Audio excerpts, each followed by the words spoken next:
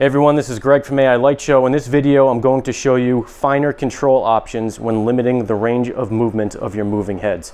If you did not watch the other video where I show you how to do this at a global scale, in other words, limiting the pan and tilt range of movements of all of your moving heads at the same time, I highly suggest you watch that first. Now, under the moving head test feature, the Force 1.0, you'll notice a left and a right arrow. If I use the right arrow here, I can scroll through all of my moving heads one at a time. And what I could do is select either one of these at will and start limiting the range of movement independently. That was my last Intimidator Spot 360, and you'll notice now I have no fixtures highlighted.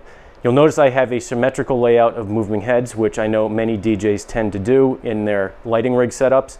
So I'm going to show you how I prefer to do the settings here. So what I'm going to do is scroll over to one of my Intimidator Spot 360s, which I have two of. They're symmetrically laid out, each on a totem stand. I'm going to select this first one. He is now selected. And what I like to do is invert one of the fixture pairs. So in other words, I'm going to invert one of the Intimidator Spot 360s. And I do this because I want to make sure when the Force 1.0 attempts to mirror image pairs of moving heads, everything is set up appropriately. Now, the effect algorithms will not always attempt to mirror image all fixtures, but you can guarantee it will be done appropriately if taking this approach. So I will select pan, I will hit the invert button. I will select tilt, I will hit the invert button. Now, this moving head is inverted. What I can do now is scroll over to my other Intimidator Spot 360. He's now highlighted. I can select him as well. He is now selected.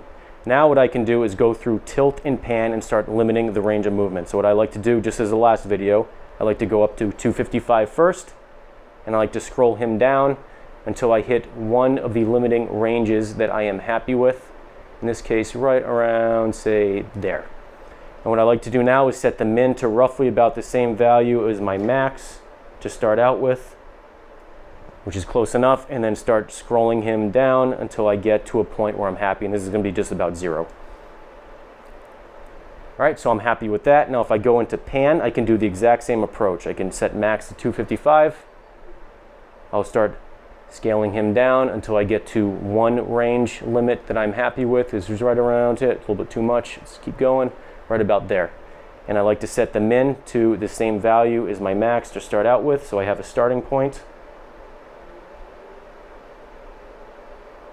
All right, so right around there, and I like to scroll him down until I get to the other range limitation that I'm happy with.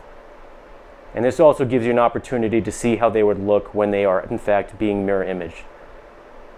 All right, so right around there, I'm satisfied with, and I am done. So now you can either go through each Intimidator Spot 360 one at a time and deselect them, like I did there. So now he's deselected. I can scroll over to the other one, which you'll notice he's selected when he starts to blink, and deselect him, and they are now done. Another trick you can do is just hit the global select option, which will highlight all of your fixtures. Hit it one more time, and now every single one is deselected. All right, and now what I can do is scroll over to my other pair and do the exact same approach. So this is one method to set up the pan and tilt limited range of movements of pairs of moving heads.